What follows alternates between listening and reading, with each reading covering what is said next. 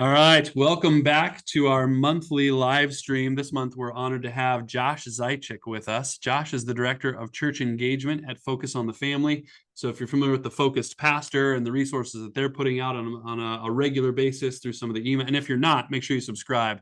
I'm subscribed to both of those, Josh, and they are a wealth of resources. In fact, I regularly steal some of what you guys put out to include in our monthly newsletter, The Times, which hopefully is directing people back to you guys and encouraging them to subscribe as well. But you're doing a really good work. I'm really grateful that we have you on a national level at Focus on the Family, thinking through the lens of what is it that our local churches, our local church pastors need to be serving their local congregations and their local communities well, and have just been blessed by the resources that you guys are putting together. So thank you for your work on that front. When you and I talked about having you come in and do one of our live streams, obviously this is primarily connected to our mission and efforts through the Tom Minery Fellowship around cultural engagement. But a big piece of that is raising up the next generation of church leaders. And man, I'm really excited for you to kind of share some of the thoughts and best practices around this, because as I go around the state, and especially as I'm meeting with our denomination leaders, this is top priority. It doesn't matter which denomination they're a part of. All of them are talking about the fact that they've got a crop of seasoned, faithful men who are getting ready to retire from the ministry, and they need young next generation leaders who are ready to step in to the local church. And there's some concern that they don't have that crop ready and prepared, or even enough of the next generation who is interested in stepping into leadership in the local church. And so as you're thinking through how do we raise up that next generation of leaders, I think this is going to be really timely, and I'm encouraged by the presentation that you're going to bring. So just to remind everybody, what we're going to do is we're going to let Josh do his presentation. I'll be taking some notes. We're going to have a Q&A session at the end, and then there's a couple calls to action that we want to highlight that really tie in well with some of our Hope and a Future initiatives that we're doing here around marriage and family and evangelism in the state of Ohio. So we'll come back to some of that at the end. But before we get started on any of that, let me just open us with a quick word of prayer. And then, Josh, I know you've got your presentation already all queued up here. Yeah. We'll turn it over to you, and we'll get rolling. All right. All right, Father, thank you so much for your love for us, first of all. Man, we mentioned marriage and family, and thank you that we can come to you as Father, King of Kings, Lord of Lords, Creator and Sustainer, and yet you love to relate to us as Father. And I'm so grateful that we've been grafted into this family. And as our pastors in the local churches are looking to bring more people into that family through the local church and to serve and resource the families in their local congregations well, Father, I'm just encouraged by the work that Focus on the Family and Josh is doing. And I'm really excited to hear this presentation today on what we need to be doing to raise up that next generation of church leaders well. So thank you for his work. Thank you for the work that you've called each of us into in unique ways, and for the opportunity to serve you in this capacity. In Jesus' name, amen. Amen. All right, my friend, take it away. Well, Chris, first, let me just say thanks for having me. I a little bit about the Focus Pastor. You introduced it, but Focus on the Family's been caring for pastors for a long time. It's been different names over time, pastor to pastor. Today, it's the Focused Pastor. And I have the pleasure of being able to help bring leadership to that. But this is a passion of Focus. And so all the content we create, it's really around two concepts: coming alongside pastors, both in a personal sense and a professional sense. And so we're honored that you find that stuff valuable and share it with your pastoral community. So thank you for that. Yeah, my pleasure. Jen, I meant what I said. We push it out all the time. You guys are putting out great resources. So. Well, we're grateful. And so let me talk a little bit about, as you said, Chris, the topic today for me is training the next gen of pastors well. And why is that important? Why did I feel like that was a relevant topic? Well, mainly because the data is telling us, the research is telling us that the current group of pastors that are looking to retire and move on by 2030. They expect at least 25% of the current pastoral group to retire by then. They do not feel excited about the next generation. And they're concerned. They're concerned that they're not really mature enough or equipped to do it. But I want to share that before I get into the data points. I want to share a little bit about me, and then a little bit about a pastor that I'll call Matt. And so for me, first of all, I was a youth pastor for a couple years, nearly 20 years ago. And the typical, 18 months, 2 years average at the time, I'm a very average guy. And that church had a lot of potential, a lot of encouragement, but there was some challenges with it as well. And I was encouraged actually at the time that I should step away from that church. Otherwise, I'm not going to want to do ministry anymore. That some mentors in my life just said, if you keep working at this church context, it's going to be hard for you. And so I just found another job in banking, actually, of all things, and did banking for about 8 years. Some of that time I was bivocational as a church planner. And this is where I really got exposed to the culture of pastors and young pastors. And I think maybe what some of the more seasoned pastors are concerned about. There's a bravado that can exist. There is a passion for the Lord and the lost, but there's also a passion for building a platform more than being faithful. And so quick growth is the goal, often above faithfulness. And so this got exposed to me in the church planning culture, which I was a part of for several years. And so that led me ultimately, after our season of church planning, I got to come here and focus on the family. And only in the recent 3 years, actually 3.5 years now, have I been part of the Focus pastor. So my heart really is, I want to create content that specifically addresses young and aspiring pastors, preparing them better than I think I was prepared for the ministry. So that's really the heart behind it for me. And so let me tell you a little story about a guy named Matt.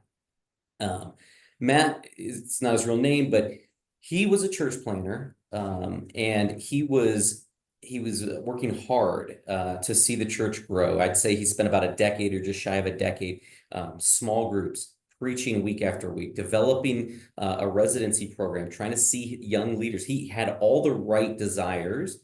He was a dynamic speaker, passionate about discipleship. But Matt had a vision for the church, and it was constantly getting frustrated. He had a picture of what he wanted the church to be, and it was getting frustrated. He didn't believe the church body was as committed to his vision as he was. And in fairness, they probably weren't. But that frustration started to show up when one of his church planning residents pulled back from some of his commitments after he got married. And just said, this first year of marriage, I want to pull back. I'm not going to stop serving or attending or giving or even some leadership roles, but the high level that he could serve as a single person, he just wanted to pull back for the first year of marriage.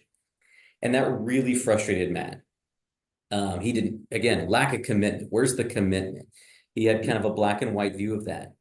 And it also started to show up when other leaders in the church told Matt that he needed to think about how aggressively he was pressing into this vision and how quickly.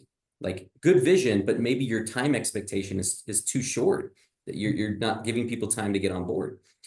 And he ultimately asked one of his other elders to be off the board.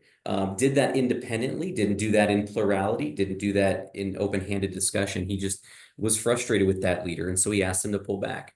And ultimately, Matt's remaining elders, so they wanted him to pull back. They saw they needed him to step away. They just saw some controlling tendencies that they wanted him to work on.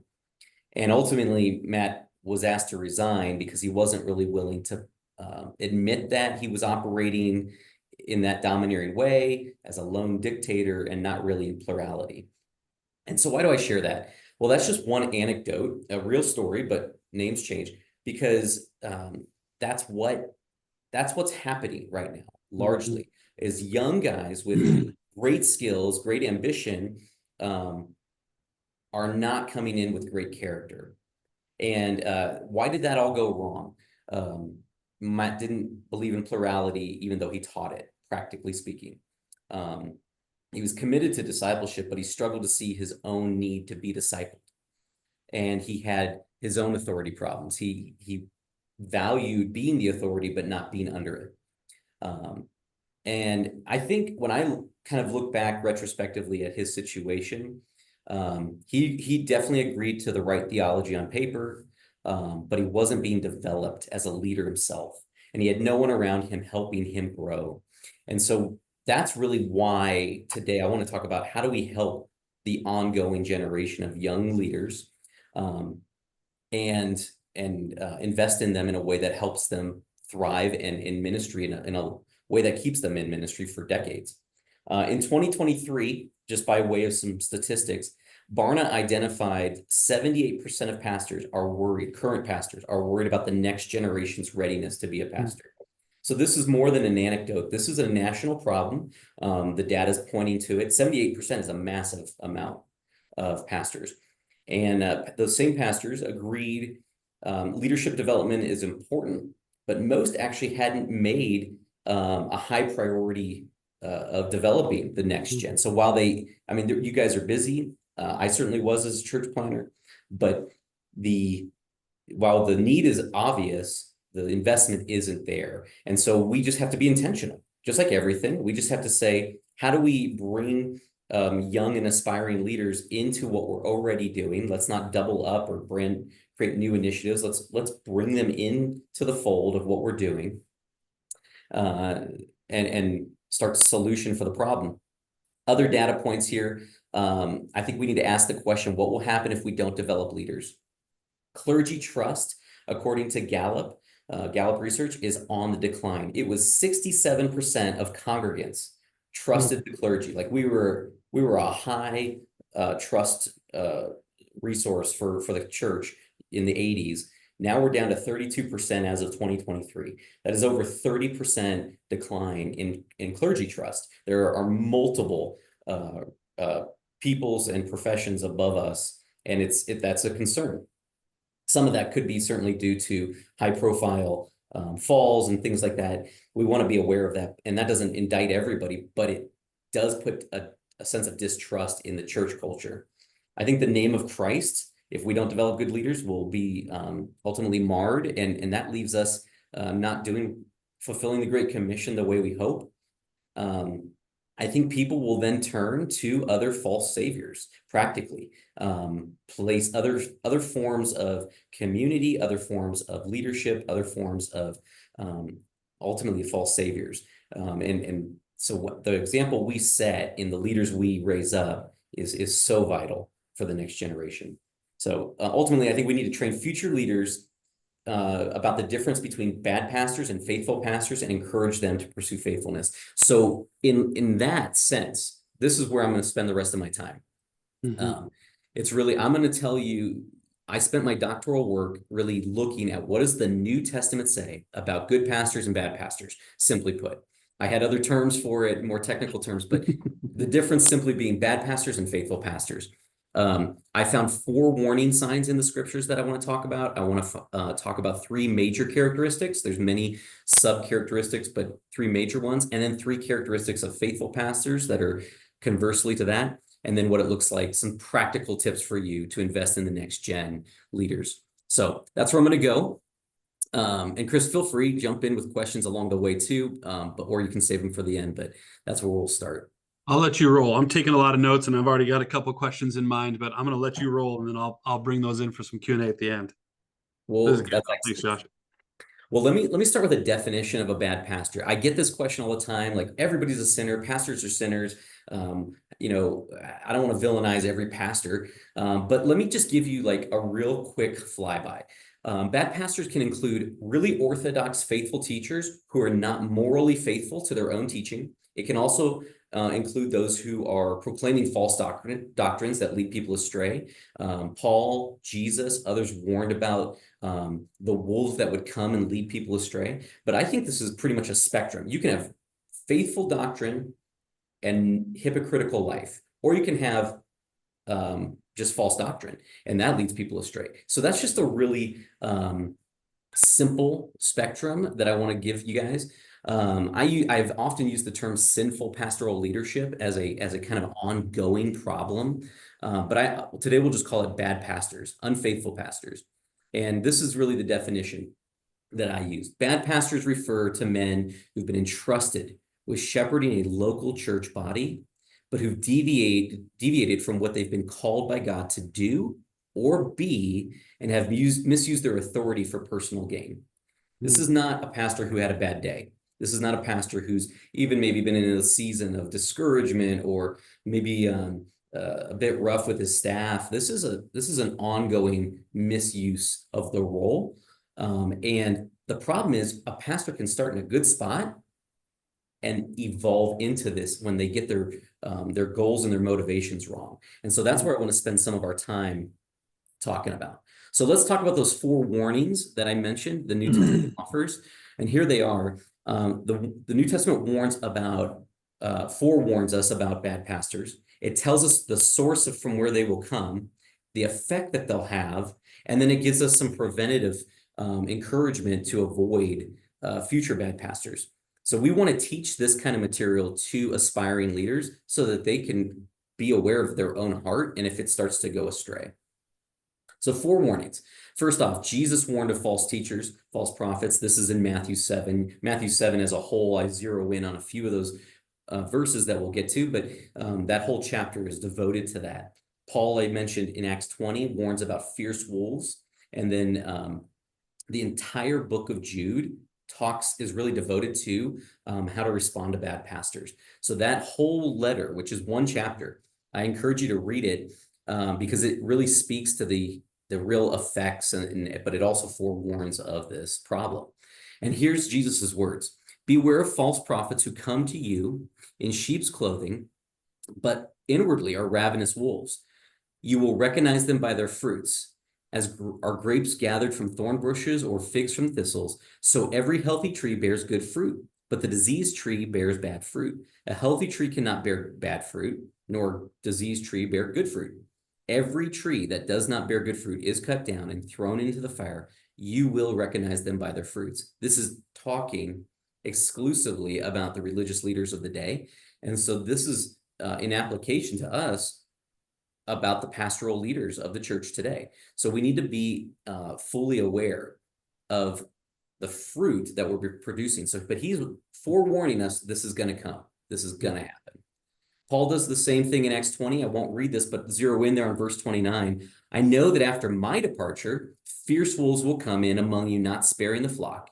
And from among your own self will arise men speaking twisted things to draw away the disciples after them. Paul's warning that this is going to happen. Expect it. Bad leaders are coming. So we want to get ahead of that by raising up good leaders.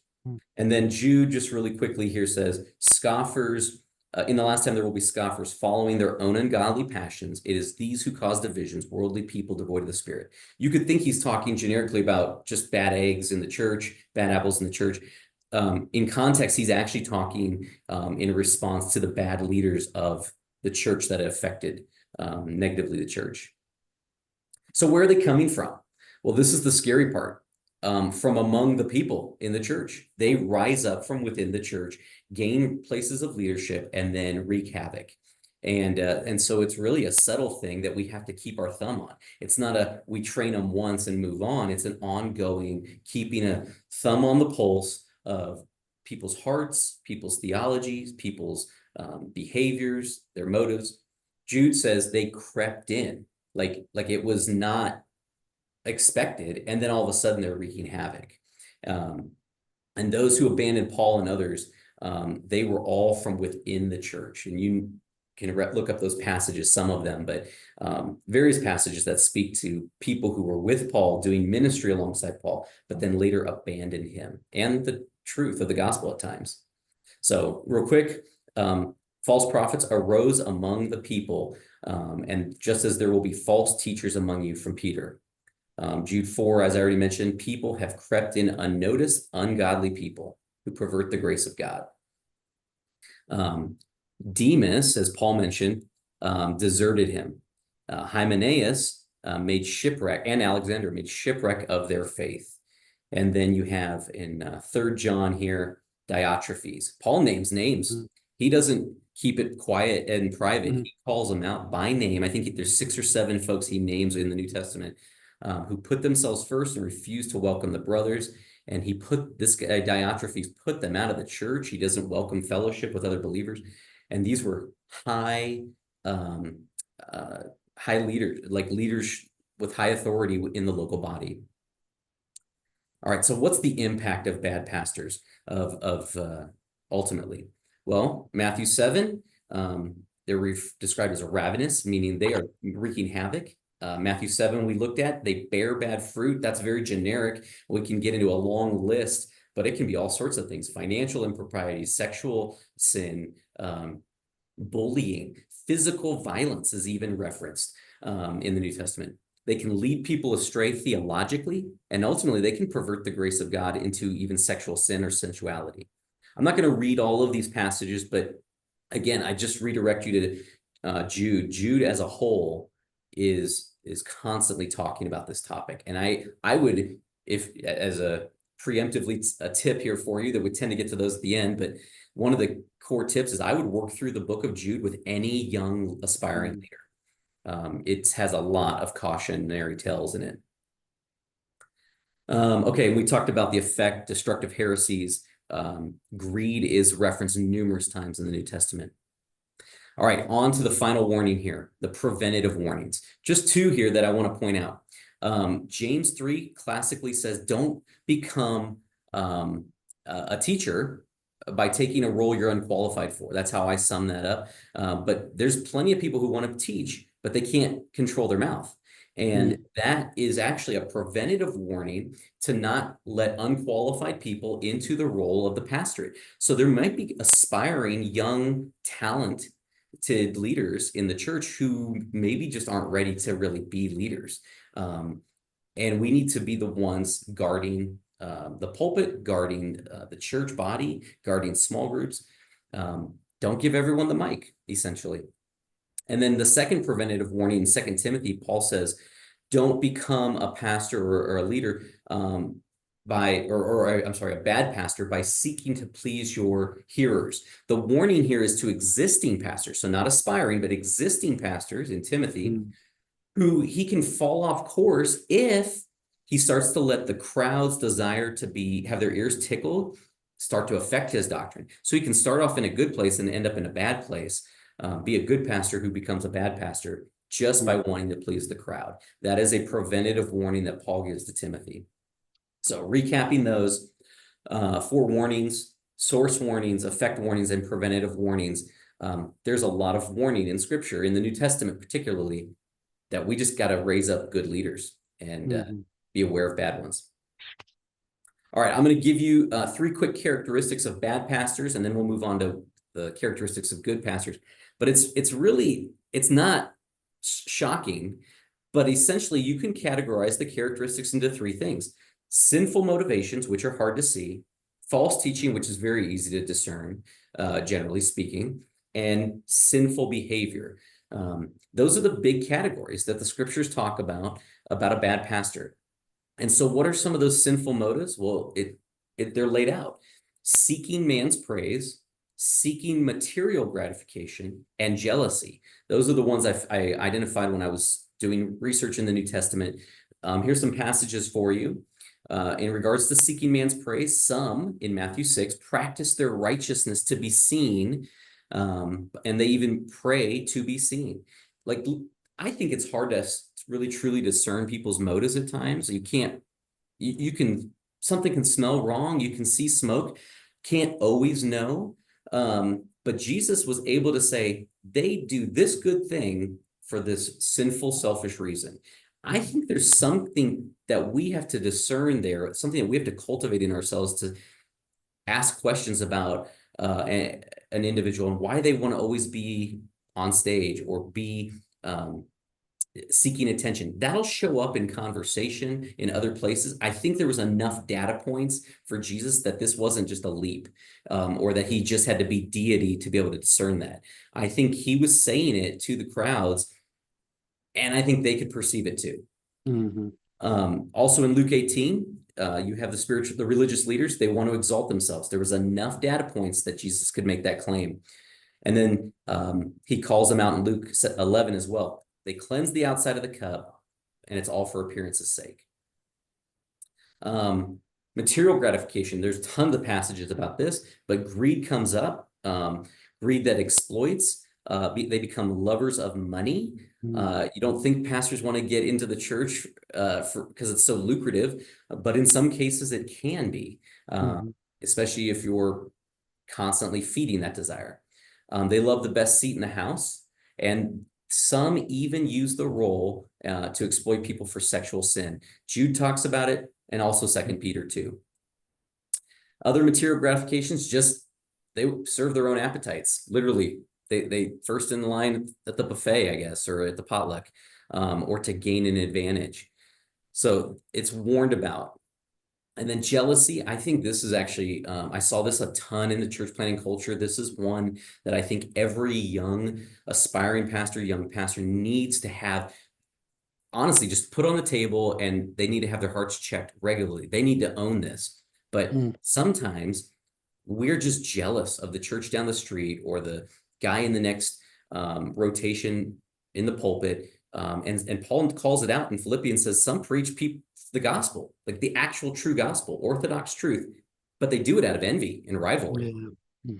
Others, they just crave arguments. And that because of their jealousy, they just want to win, and it produces more envy. And then lastly,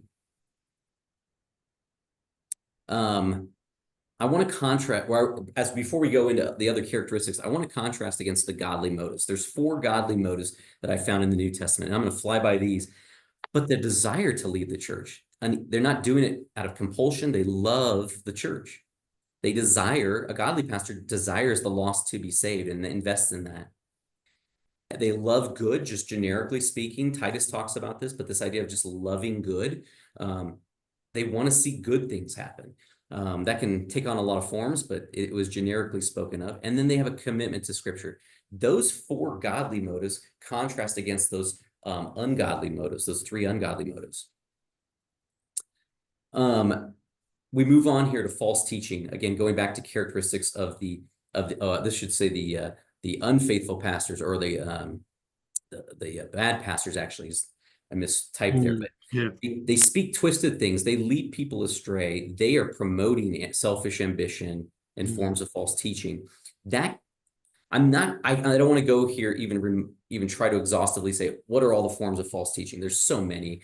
There'll be new ones tomorrow. We can talk about the prosperity gospel or other things, but there's so many. But what's the effect of false teaching? Some will cause division. Some will create even messianic claims for themselves, but ultimately people will be exploited. And you can reference these verses of the ungodly pastors. Final category, third category here of bad pastors is the sinful behavior, the actual fruit. So this is crazy. Some of the stuff that gets attributed to bad religious leaders, bad pastors in the New Testament, they'll remove their opponents physically, forcibly, violently. They grumble, they're discontent. That makes sense. They abandon a love for the Lord. They allow false doctrine in the church. They tolerate sexual sin. They will lie or be deceptive. Flattery.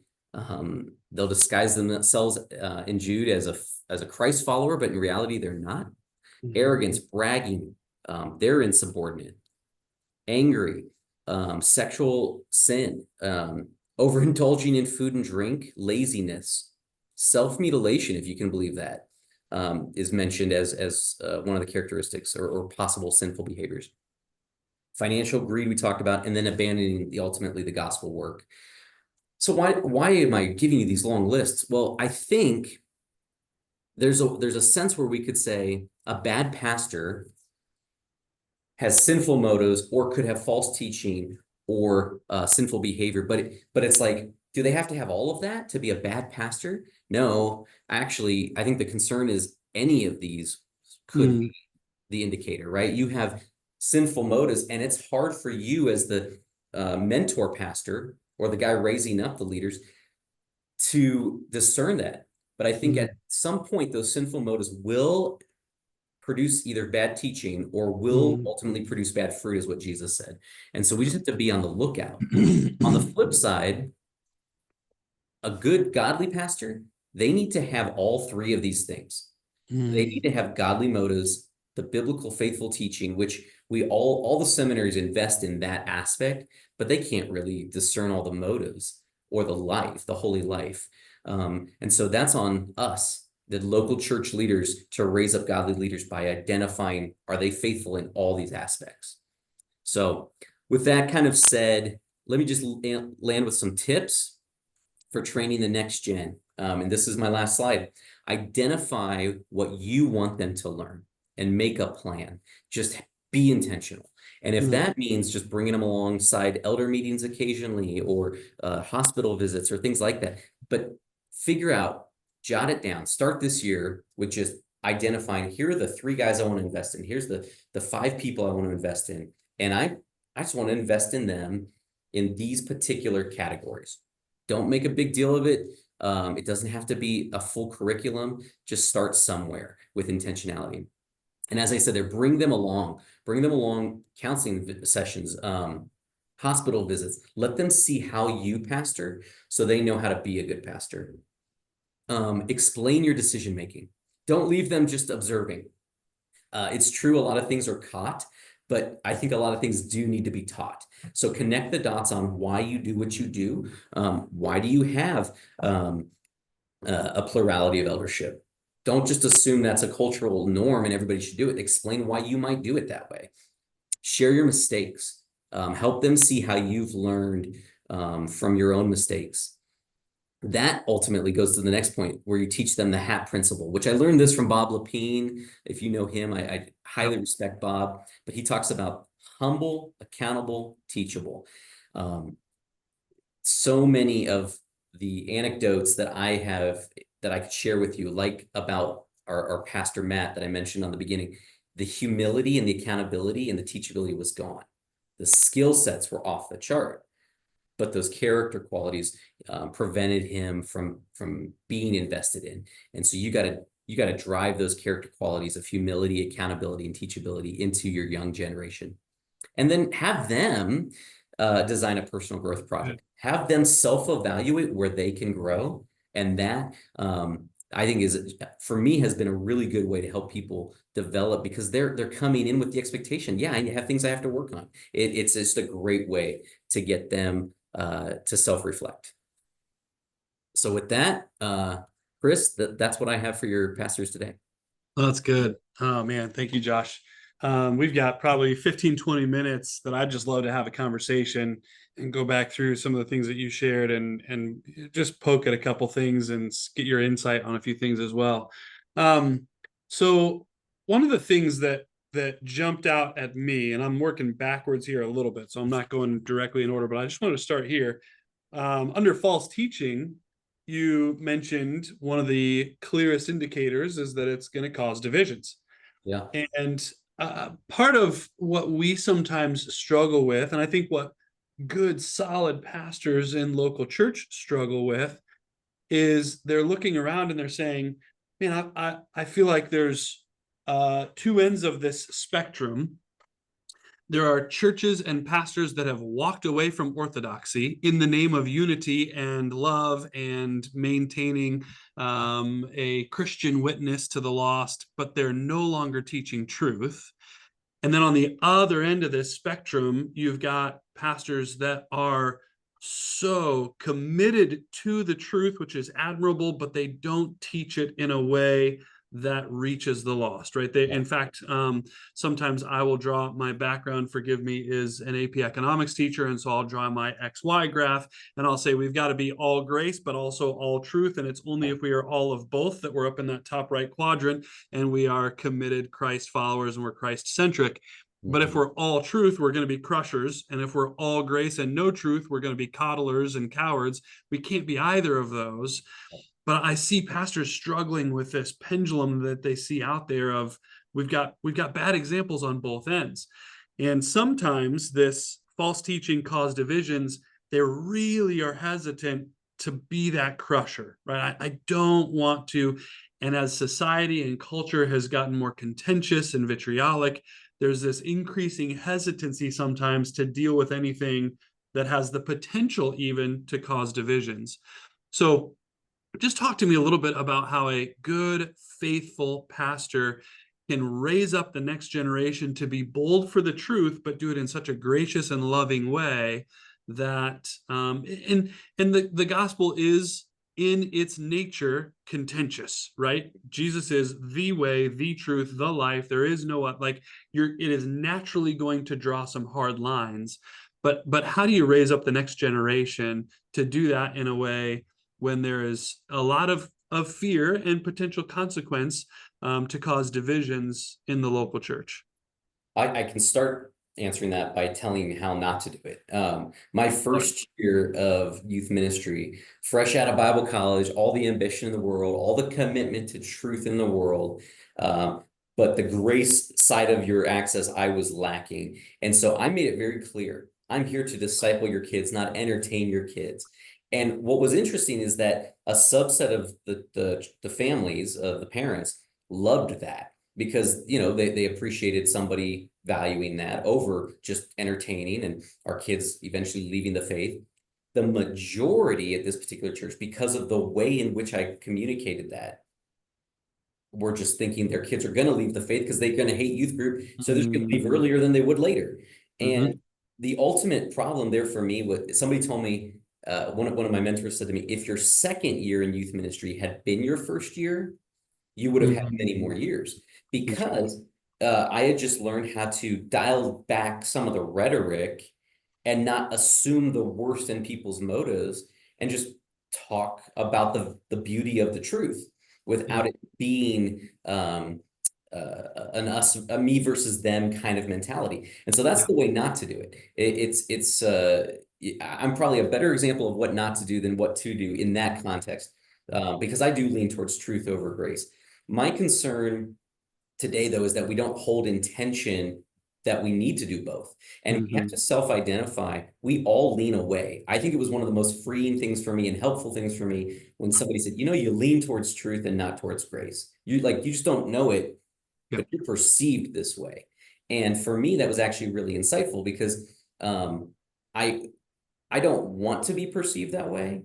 I do believe that God is gracious. I think I tend to not communicate in a way that reflects that.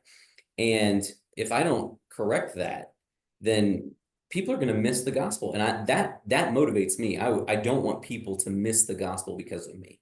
So that would be one of the thoughts I have on that. No, that's really good. Yeah, and I think you and I are cut from the same cloth in that way in some regard. I went through a season where I read Rosaria Butterfield's book, Secret Thoughts of an Unlikely Convert. That really started to break some of the hard ground in my own heart that leaned really heavy on the truth side and a little bit. My dad likes to say long on truth, short on grace. And he has recognized some of that as well. And so we've had some good conversations around this. But right after her book, as God would have it, I was not on the Center for Christian Virtue team at that time, but I attended a Center for Christian Virtue event. Jim Daly, actually, and John Stonestreet were two of our speakers at that event. And during one of the Q&A times, somebody in the audience said, hey, what does the church need to do differently to be more impactful in this current culture? And I'm sitting in the audience just thinking, I mean, these are two of the guys that are on the front lines of the culture war, right? Like, what's the response going to be? And again, God was working in my own heart through Rosaria's story, because I had probably unintentionally, but buried in the back of my subconscious, a mentality around there are certain people that are just unredeemable. And God used that book and this season to really break that down. And without blinking, Josh, when that question was asked, what can the church do differently to better engage culture? Without blinking, Jim Daly said, well, for way too long, the church has had its crosshairs on the wrong enemy. And we need to recognize that the LGBTQ activist is not the enemy. The abortion doctor is not the enemy. The liberal professor, the liberal legislator is not. These are all just prisoners of war of the ideology of the enemy. And we need to be on a rescue mission, not on a combat mission with those individuals. And that really helped me take a step back and kind of just in every conversation now, remind myself that I'm on a rescue mission here, not a combat mission, because this Yeah. person that I'm across, kind of go back to C.S. Lewis's, was it Weight of Glory, where he talked about you've never met a mere mortal, like just maintaining that eternal perspective in those conversations has been helpful for me. Still trying to grow in that, still Yeah. have a long way to go in that, but Well, that Paul Tripp said something that resonates with that idea, that no one is a grace graduate. And this idea that even as pastors, even as seasoned Christians, we still need God's grace. Like it wasn't the ABCs, it's the A to Z, I think is how he phrases it. that's good. Yeah. And it really, what you're illustrating there in that moment of insight from Jim is that you still needed to grow. And I think that mentality is what every pastor, all of us need. Yeah. We can never think we've arrived, even in the rescue mission side of it. Because if we start to think we've arrived and we're just helping those poor, needy people, we're going to start to think of ourselves as better and look down on them. And so I think what you're saying is spot on, and just would say we need to keep doing that. Yeah. No, that's good. One of the other things that I starred that kind of ties right into this is you mentioned Second Timothy, and I just wrote people pleasers, and this desire for affirmation and praise, and specifically praise of man. And I don't know if again, I see so much of that happening today that the broader and in particular mainline denominations have really said, well, we're going to pursue this path of affirmation from the culture, and it's in the name of we want to win more people, we want to be hands and feet of Jesus, we want to welcome people in, but I see that as such a temporal rather than eternal perspective, because in an eternal perspective, that is really the least loving thing that you could do, to leave somebody where they're at. So I don't know. I just mentioned that because I started. I don't know that we need to dig into that anymore. But I do think that's one of the things that our faithful pastors are up against on a regular basis, especially as it relates to the lack of trust or the declining trust in clergy, because people see that and they're saying, well, there's two very different messages happening here, and who can I trust? Because I don't see the truth. And think about just even how I talked about this idea of like a faithful pastor slowly drifting away, his motivations being like subtly wooed by something else. So think about the last 5-6 years of Christianity. Nobody was live streaming except megachurch maybe. Now everybody live streams. Okay, so what does that mean? That means you come in Monday or Tuesday and you have your staff meeting, you recap, how was the sermon? How was the attendance? How was the live stream numbers? And very subtly, by trying to be faithful to make sure people can hear the truth during a weird and crazy pandemic season, now all of a sudden we've incorporated this normal thing where we're like, what's our viewership? And if we're not careful, we can start to define our success and our faithfulness by rising and falling numbers. And I think it is good and right to keep rolls, and good and right to check on the sheep. And if someone's not been around for a few weeks and not know why, like to check in on them and all those things. But we can start to define success by metrics just by doing something that was good and right in a season. Yeah. Yeah. And it's the easy metrics are the default metrics, right? It's a lot easier to track viewers and attendees and dollars than it is to track spiritual growth. Yeah. And I know we've had a lot of conversations with a lot of pastors around, and how do you metric discipleship? How do you metric spiritual growth? And it is difficult, but the best churches, the true community impact churches that are doing incredible work inside the walls of the church and outside the walls of the church, they've figured some of that out, and they really place a prioritization on nope, we just every day we want to help people take that one next step closer to Jesus. And that's their driving, and it's a beautiful thing when it's done well. So I know that we've got a couple things coming up that I wanted to make sure we highlighted, and I don't want to run out of time on those. We might even have a couple of questions on those. First of all, on the CCV side, this is obviously part of our Ministry Fellowship, and this is going to go out to our Tom Ministry Fellows. But there's also something coming up broader for the network, which is our Essential Summit, which you're going to be speaking Yeah. on. And your topic at the Essential Summit also ties into our marriage and family initiative that we've called Hope and a Future here for Ohio. I think you're going to be talking about strong marriages, strong church. Is that correct? That's right. Yeah, I want to really dive into that topic and just talk through really what happens when the marriage breaks down. How does that impact the church? Yeah. And conversely, when marriages are strong, how does that impact the church positively? Yeah. Yeah. So just tell me, if you would, a little bit about, and we're diverging here slightly from the topic of the live stream today, which was raising up the next generation of church leaders. And yet, I think this is really important for the next generation of church leaders to make sure that their own marriages are Yeah. strong and healthy and that they're leading by example in that way as they lead their families.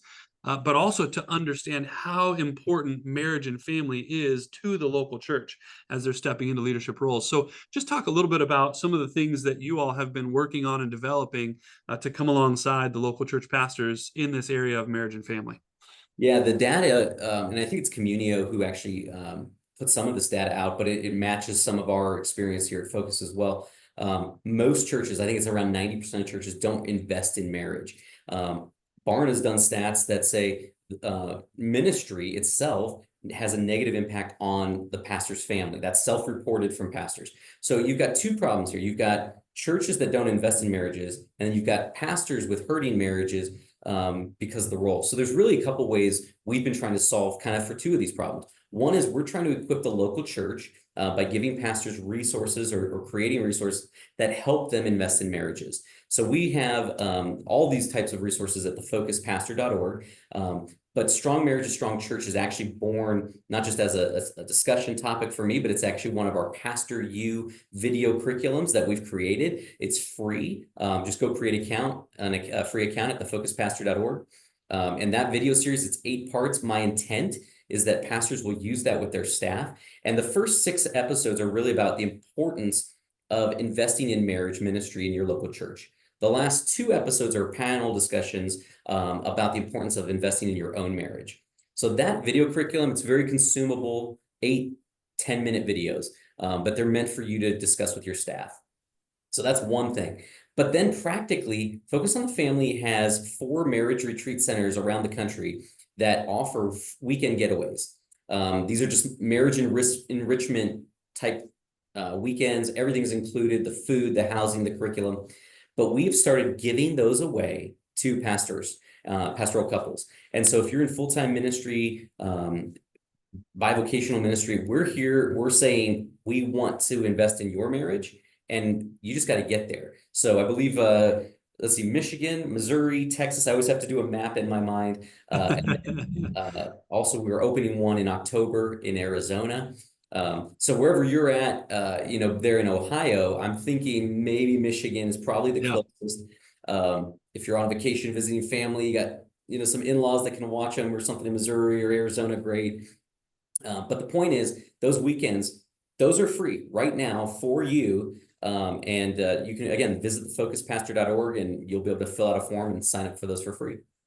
Friday, Saturday, Sunday, all inclusive. And I think Yes. most of them have some sort of a theme related to healthy marriage, right? For Yeah, the I think pastor and their spouse. 5 different topics. You can pick the one that works for you, pick the date that works for you. But yeah, different things, intimacy, communication, different topics. And again, they're enrichment. So it's not like a deep counseling session. You're there with other couples and kind of like a small getaway, really. Yeah. Yeah. Yeah. So I have mapped out the one in Michigan. I know that I'm from Colorado, but there's something about that state up north here in Ohio, and people don't like to talk about it. And yet it seems like a lot of people vacation up there. So, and the property you guys have up in Michigan is Yeah. beautiful, cabin up in the woods. And so I would encourage everybody who's listening to this to check that out. And Josh, I think you and I have talked. I'm hoping to get one on your list here in Ohio. Yeah. And maybe when you're out here in October, I'll make a couple introductions. But there's one property in particular that I think is poised and ready to host something like this. And they've checked out a little bit of what you guys are doing, and they're interested. And so I'll make sure that we make that introduction, because if we could have something local here in Ohio for our pastors, just to get away for a weekend, I think that would be an incredible blessing. So I love that you guys are doing that. So in addition to that piece, I'm going to kind of maybe wrap this up into two asks. I know we like to have one. I'm going to say two asks. Number one is make sure that everybody registers for the Essential Summit. And Josh is going to be one of our breakout speakers. We've got 4 keynotes, 4 breakouts. Breakfast is provided, lunch is provided. In fact, for the first 100 full-time church leaders that register, we've got a VIP lunch that we're offering through Communio. So they've partnered with us to offer that. And we're really excited for that day. Carl Truman, Rosario Butterfield. That night, Willie Robertson is going to be with us from the Duck Dynasty family, which is going to be a lot of fun. And then Carl and Rosario are actually also doing a couple of our breakouts for our church leaders, in addition to yourself. And then we're going to do our first breakout session of that morning is going to be kind of a parenting session. How do we raise kids in exile is what we've titled that. And we've got a panel of 4 different ministries, Access Ministries, Summit Ministries, a ministry called Man Up, which really tries to attack the fatherlessness epidemic nationwide, and then a ministry here in Ohio called Kingdom Dads, which comes alongside dad as the chief discipler in the home and helps try to equip dad to lead in that way inside the home. So we're really, I think it's going to be a jam-packed day, but a really impactful day. So we're excited for the summit. That's call out number one. Make sure you register for that. And we do have a discount for that for pastors specifically, Pastor 25 for 25% discount. And then number 2 is go to focuspastor.org. Man, register for one of those pastor getaways, subscribe to their email list, and receive some of those regular updates. And then it seems like, Josh, the couples conference. You guys, right after our conference, you've got a couples conference coming up in Colorado Springs. Man, I'd love to see a few of our guys travel out. Again, I'm from Colorado. There's very few places that I think are more beautiful than Colorado Springs. But you guys are putting that on. Remind me the dates of that again. Yeah, that's going to be October 20th through the 22nd. It's on Monday through Wednesday. So for folks who need to get back into the pulpit that weekend, we're trying to make it so that you can get back. We'll be done by noon on Wednesday. But yeah, we have some great folks come to that. Mark Rogop from the Gospel Coalition, Virgil Walker, our own Dave Stone, who hosts our Pastor to Pastor podcast. So yeah, it'll be a great time. Really meant to be fun and encouraging for the couple, the pastoral couple. We've built in a date night. So that's yeah. If you can make the Colorado Springs and you've got something left in your personal development budget, bring your team and rest in Colorado Springs. Love it. Love it. That's exciting. Well, love the work that you guys are doing. So honored to be partnered up with you in a couple of these ways. In particular, in what you're doing to raise up the next generation of pastors. Love your passion for that and all this marriage and family stuff. That is such a focus for us right now, because we just see that being the upstream conversation that has to happen in order to really transform our communities through the local church. So would you mind praying us out for today? Yeah. We'll wrap up. Absolutely. Thanks, Josh. Thanks for CCV and the leadership Chris is bringing to the Ministry Fellows. And Lord, I just pray that Ohio would become a state that is clearly being transformed to the point where other states look and say, how is it that this is occurring, that the church is having the impact, that the people's hearts and minds are being captured by truth. And we just pray that you give them a lot of favor in the culture and even in the spheres of influence they have, and that it would just be a light to the state of Ohio, but also to the rest of the nation. We pray that in your name. Amen. Amen. Love it. Appreciate you, brother. Yeah, thanks for having me. Yeah, we look forward to seeing you in person here soon. That's right. All right. Thanks, Josh. Bye-bye.